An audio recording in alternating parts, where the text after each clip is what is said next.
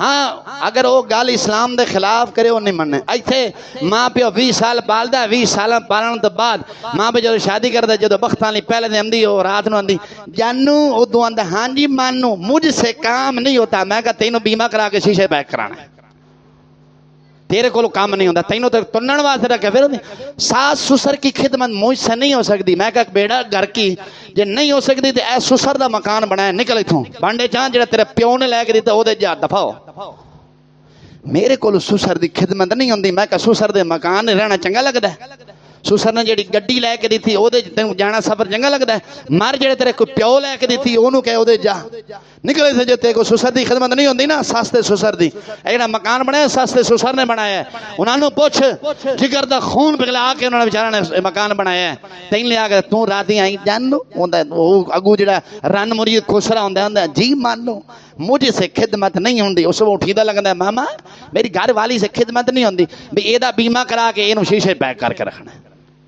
तू आग भी 20 साल मेरे प्यो ने कमाया, मैं खादा है, हुण मैं कमावांगा मेरा प्यो खाएगा। 20 साल मेरी मां ने पका के दित्तियां ने, मैं खादियां टुकर मां दे हथां दा।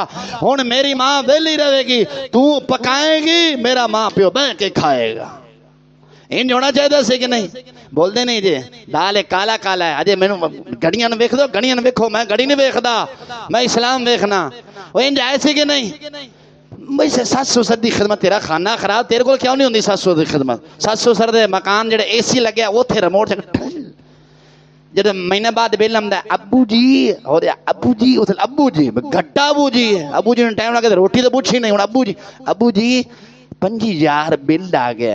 अबू भी चंगा बूथे ने मारे आके चल रोटी पकाने नहीं, चल प्यो आग परे AC थले तू सुती नहीं कि मैं सुता रहा, मैं तो बाहर पखे च पिया रहा।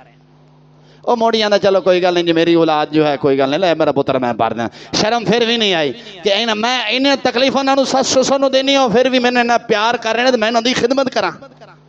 एक मौलवी आके पिया लै सस ससुर की खिदमत जरूरी कोई नहीं है। मैं कहा तेनों वजे ट्रक की फेटी तू मरे ते फिर मैं तेन पूछा तू पियो लबकदा तो आखे पानी दे ते नौ तेरी कोलू लेंगे तो आखे नहीं नहीं नहीं पानी देना ससुर नूं जायज़ नहीं। फिर मैं तेन पूछा खिदमत जरूरी है कि नहीं है?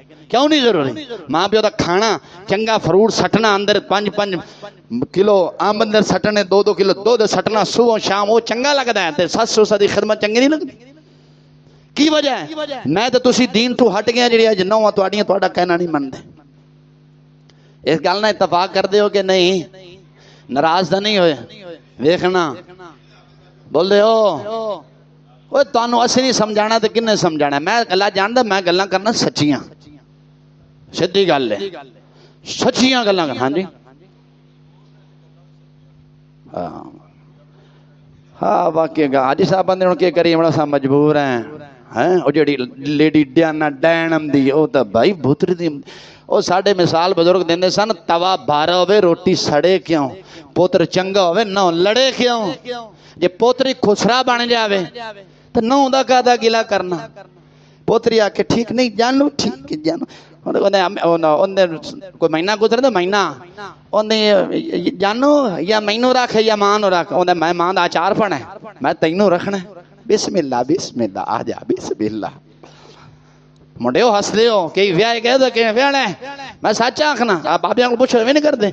अब बाबे की तनख्वाह है माल आंदा बाबे को 25,000 आंदा है, बाबा जेब गर्म कर देंदा है। जिन्हें बाबे तनख्वाह को ना पूछो, कोई बाबा पूछता वो तो चल कई है ना जेडे माँ प्यो के फरमा बरदार ने, अल्लाह ताला उन्होंने सलामत रखे। वो महीने बाद आंदा है जी बख्त वाली आंदी जानो आंदी हाँ जी मानो आंदी मैनू रख या मां नू रख। मैं मां का अचार पाना, मैं तो तेनू रखना।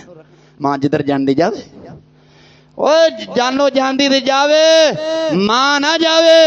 हजूर ने नहीं फरमाया बीवी दे कदम जन्नत है, हजूर ने फरमाया मां दे कदम जन्नत है।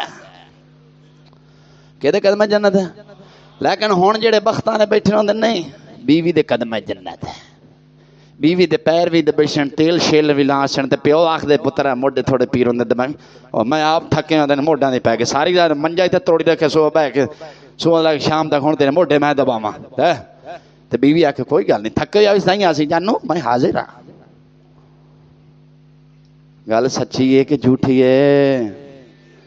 दिया मुसाले हो आखदे 200 दिया वे किधर सानू मौलवी लभ्या हक दियां गल्लां करने ते इंज ही गजना है।